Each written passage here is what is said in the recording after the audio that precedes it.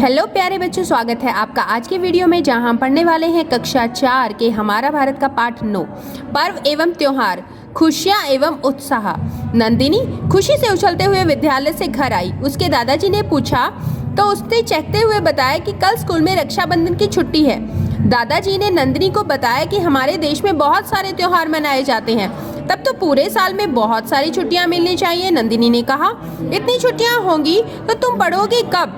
दादाजी ने समझाया, पर्व एवं त्योहारों का मतलब है खुशी और उत्साह, एक दूसरे से मिलना, नए कपड़े और बहुत सारे पकवान भी। नंदिनी बीच में बोल पड़ी। दादाजी ने हंसते हुए कहा, हाँ ठीक है, चलो आज हम भारत के पर्वों एवं त्योहारों के बारे में जानते हैं। आप ये देखेंगे, यहाँ चित्र है स्वतंत्रता दिवस पर लाल किले की एक झलक। दादाजी रुकिए, मैं अपने दोस्तों को भी बुला लूं, नंदिनी ने कहा और दौड़कर अपने दोस्तों को बुला लाई। सभी बरामदे में दादाजी के इर्द गिर्द बैठ गए। आप जानते हैं कि भारत एक बहुत बड़ा देश है। यहाँ छोटे बड़े बहुत सारे त्योहार मनाए जाते हैं। सभी त्योहारों को सभी लोग नहीं मनाते और न ही एक तरीके से मनाते हैं। कुछ त्योहार लगभग पूरे देश में मनाए जाते हैं, जैसे दीपावली, होली, ईद, दशहरा, गुरु पूर्णिमा तथा या गुरु पर्व और क्रिसमस आदि।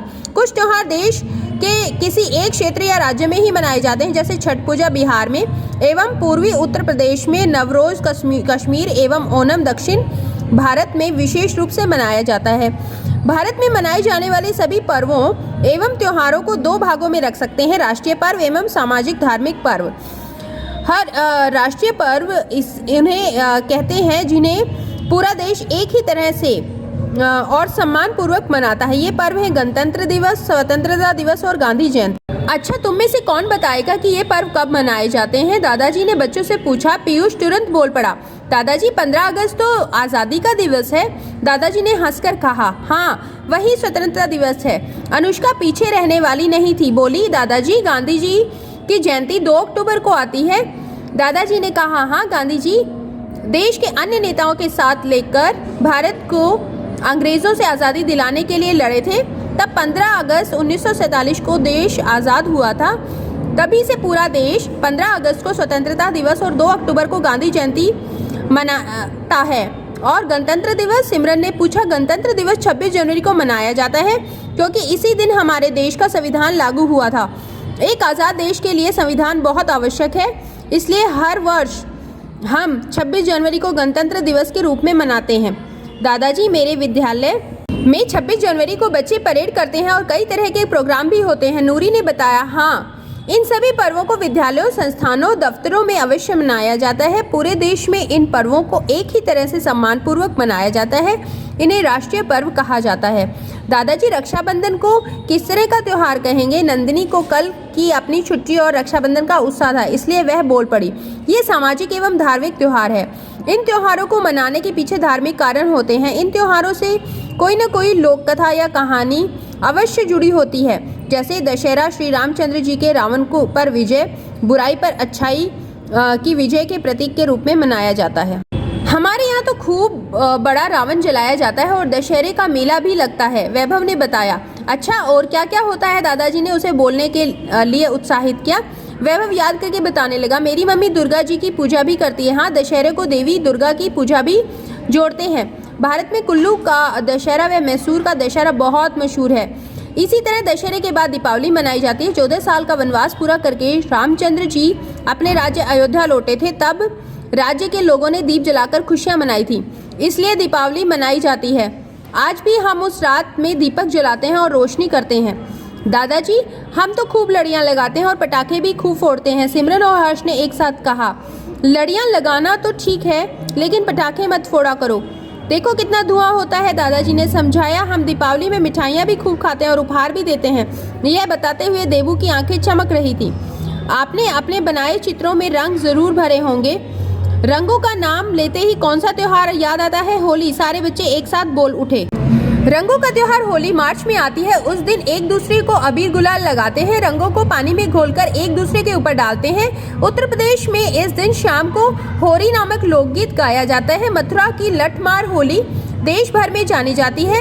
इस दिन गुंजिया नामक मिठाई खाई जाती है। रंग वाली होली के एक दिन पहले होलिका जलाते हैं। इसमें चने एवं गेहूं की बालियां भूनकर खाते हैं। इस समय पतझड़ के मौसम के कारण सूखे पत्ते एवं टहनियाँ मिल जाती हैं।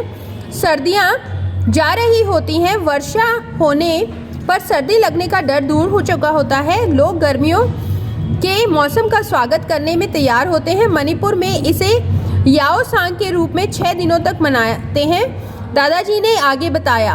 इसी तरह होली के साथ प्रहलाद की कहानी मशहूर है। ईद एवं बकरीद के साथ इब्राहिम की कहानी और मुहर्रम के साथ हुसैन और हसन की शहादत की कहानी जुड़ी हुई है। इसी तरह गुरु पूर्णिमा सिखों के गुरु नानक देव जी की जयंती के उपलक्ष्य में मनाया जाता है। क्रिसमस ईसाइयों के इष्ट ईसा मसीह के जन्म दिवस के रूप में मनाते हैं। हमारे देश में सभी धर्मों के लोग सभी त्योहारों का आनंद लेते हैं। तो क्या सारे त्योहार धार्मिक कारण से ही मनाए जाते हैं? हर्ष ने पूछा। इन सभी त्योहारों के पीछे धार्मिक कारण अवश्य है। देश में मौसम के बदलने और फसलों के पकने कटने के समय से भी इनका संबंध है, दादाजी ने कहा। दीपावली अक्टूबर या नवंबर के महीने में आती है। यह समय गर्मियों के जाने एवं सर्दियों के आने का है। लोग घरों की सफाई करके आने वाले मौसम का स्वागत करते हैं। इसी समय गाँव में धान की फसल भी पककर तैयार हो जाती है। हमारे देश में अभी भी ज्यादातर लोग खेती करते हैं, इसलिए फसलों का पकना हमारे लिए त्योहार जैसा ही होता है। भारत के विभिन्न भागों में फसलों के पकने के समय त्योहार मनाए जाते हैं, जैसे केरल में ओणम, पंजाब में बैसाखी, असम में बिहू आदि। ये त्योहार मध्य अप्रैल के आसपास पड़ते हैं। बैसाखी पर मेरे गाँव के लोग खूब भांगड़ा करते हैं और लोग गिद्धा करते हैं, सिमरन ने दादाजी को बताया। बिल्कुल ठीक, दादाजी ने कहा। सभी त्योहार अपने साथ खुशियाँ और मस्ती ले आते हैं। हमें उन त्योहारों के बारे में भी जानना चाहिए जिन्हें हम नहीं मनाते, लेकिन हमारे ही देश के अन्य निवासी मनाते हैं। जैसे झारखंड में बैसाखी के साथ ही सरहुल मनाया जाता है। छोटा नागपुर के निवासियों का यह बड़ा त्योहार है। अलग अलग जनजातियों के लोग इसे अलग अलग समय पर मनाते हैं। वहाँ के संथल इसे फरवरी मार्च में और ओराव इसे मार्च अप्रैल में मनाते हैं। पूजा के तरीकों में थोड़ा अंतर जरूर होता है, लेकिन प्रकृति की पूजा होती है। प्रकृति की पूजा से क्या मतलब दादाजी? नूरी ने पूछा। प्रकृति का मतलब पेड़ पौधे, जंगल, पर्वत, पहाड़, नदियाँ, दादाजी बता रहे थे। तभी हर्ष ने आगे कहना शुरू कर दिया। हवा, फूल, चिड़िया। बिल्कुल ठीक। सरहुल त्योहार में भी आदिवासी साल नामक वृक्ष की पूजा करते हैं। वे धान की भी पूजा करते हैं। इसी धान को अगली फसल में भी बो देते हैं। मौसम के बदलने एवं फसलों से जुड़ा एक और त्योहारों का समूह आता है 14 जनवरी के आसपास। 14 जनवरी को हमारे देश में ठंड थोड़ी कमी आनी शुरू हो जाती है। इसी दिन को उत्तर भारत में मकर संक्रांति कहते हैं। लोग नदियों में नहाते हैं एवं खिचड़ी, चावल और दालें मिलाकर पकाया हुआ व्यंजन खाते हैं एवं दान देते हैं।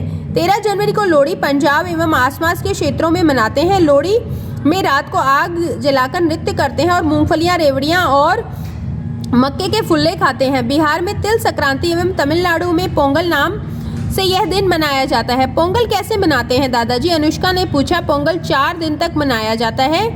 सूरज की धूप में नए चावल और दूध की खीर बनाई जाती है। सूरज की पूजा अर्चना होती है। आखिरी दिन लोग पिकनिक मनाने जाते हैं। इस दिन तरह तरह के पकवान खुले में रख दिए जाते हैं। यदि कोई कौवा उन्हें खा ले तो उसे शुभ मानते हैं। वास्तव में त्योहार मनाने का यह तरीका दूसरे जीव जंतुओं से हमारे जुड़ाव को दिखाता है। दादाजी, हमारे अध्यापक ने बताया कि मनुष्यों के जीवन के लिए पशु पक्षी जरूरी हैं। वैभव ने कुछ याद करते हुए कहा। हाँ, उन्होंने ठीक कहा है। इसलिए तो हम किसी न किसी रूप में उन्हें अपने जीवन से जोड़ते हैं। इसके बारे में हम किसी अन्य दिन चर्चा करेंगे। आज केवल त्योहारों के बारे में जानते हैं। बच्चों को अब भूख लग गई थी। नंदिनी की दादी अंदर बच्चों के लिए मीठी मीठी सेवइयां बनाकर लाई थी। वे बच्चों के बीच बैठ गई। नूरी बोली, दादी जी, सेवइयां तो हमें ईद की याद दिला रही हैं। दादाजी ने बताया, ईद रमज़ान के महीने के अंत में आती है, इसलिए उसके पहले पूरे महीने यानी 30 दिन के रोज़े रखने पड़ते हैं। इस समय सुबह सूर्योदय से शाम सूर्यास्त तक कुछ भी खाया पिया नहीं जाता। सुबह सूर्योदय से पहले कुछ खा लेते हैं, उसके बाद सूर्यास्त के बाद निश्चित समय पर ही रोज़ा यानी उपवास तोड़ते हैं। उपवास क्यों रखते हैं? अभी अभी आकर बैठी रोजी ने पूछा। हमारे मन में अक्सर गुस्सा, लालच, लोभ और दूसरी आ जाती है। इन बुराइयों को अपने अंदर से खत्म करने के लिए एवं आत्मनियंत्रण के लिए व्रत, उपवास या रोजे रखे जाते हैं। इस तरह 30 रोजे के बाद ईद रमदान के उपहार की तरह आती है। इस दिन लोग मस्जिद में सामूहिक रूप में नमाज पढ़ते हैं, गले मिलते हैं एवं खुशियां मनाते हैं। घर के बड़े लोग बच्चों को ईदी के रूप में रुपए देते हैं। इसके ठीक 40 दिन बाद बकरा ईद आती है। ईद एवं बकरीद की तारीख चांद के दिखने से तय की जाती है, दादाजी ने बताया। नंदिनी बहुत देर तक चुप बैठी थी। वह कुछ कहना चाह रही थी। दादाजी ने जैसे ही उसकी ओर देखा वह बोल पड़ी, दादाजी एक त्योहार वह भी है ना जिसमें सांता क्लॉज हमें टॉफियां और उपहार बांटते हैं। अरे हाँ, उसे हम कैसे भूल सकते हैं। कड़कती ठंड के बीच हर वर्ष 25 दिसंबर को आता है क्रिसमस।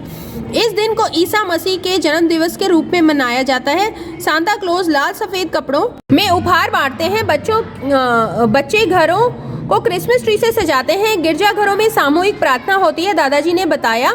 इसी दिन हिंदी के कार्तिक महीने की पूर्णिमा को गुरु नानक की जयंती गुरु पर्व के रूप में मनाई जाती है। इस दिन सिख लोग गुरुद्वारों में विशाल जुलूस निकालते हैं। इसमें लोग भक्तिमय शब्द गाते हुए चलते हैं। अब तक दादाजी थक गए थे, लेकिन बच्चे नहीं थके थे। उन्होंने दादाजी से कहानी सुनाने को कहा। दादाजी ने कहा, कहानी क्यों? अभी तो त्योहारों की बात पूरी ही नहीं हुई है। इसके अलावा भारत में और भी कई त्योहार मनाए जाते हैं, जैसे महावीर जयंती, बुद्ध पूर्णिमा, क्रमशः भगवान महावीर एवं भगवान बुद्ध के जन्म दिवस के उपलक्ष्य में मनाई जाती हैं। रामनवमी, कृष्ण जन्माष्टमी भी हम खूब धूमधाम से मनाते हैं। महाराष्ट्र में गणेश चतुर्थी, उत्तर प्रदेश में नाग पंचमी, इसके अतिरिक्त मुहर्रम, गुड फ्राइडे, रथ यात्रा, शिवरात्रि, सावन में कावड़, करवा चौथ एवं अनेक व्रत व त्योहार हैं जिनका अपना महत्व होता है। दादा दादी शुभी से चहकते हुए कहा, मेरी मम्मी व्रत रखती है, क्या वह भी त्योहार है? दादाजी ने प्यार से कहा, इसका तो बड़ी लंबी सूची है। कहीं सावन में तीज, कहीं करवा चौथ, कहीं एकादशी। पूरे भारत में ऐसे तीज त्योहार चलते ही रहते हैं। ये सभी त्योहार हमें खुशियां मनाने का मौका देते हैं। दिन प्रतिदिन दिनचर्या से अलग हटकर हम त्योहार मनाते हैं। इससे हमें नई ऊर्जा मिलती है। परिवारजनों से, संबंधियों एवं समाज के अन्य लोगों से हमारे संबंध मजबूत होते हैं। हमें सभी त्योहारों को खुशी खुशी मनाना चाहिए और कोशिश करनी चाहिए कि त्योहार मनाने के चक्कर में दूसरों को परेशानी ना हो। दादी जी उठ खड़ी हुई और कहा, अब तुम लोग खेलने जाओ, लेकिन उसके पहले मेरे हाथ की बनी मीठी ठंडी शिकंजी पीते जाओ। तुम्हारे दादाजी के चाय का वक्त भी हो गया है। बच्चे खुश हो गए और दादाजी भी चाय का नाम सुनकर मुस्कुराने लगे।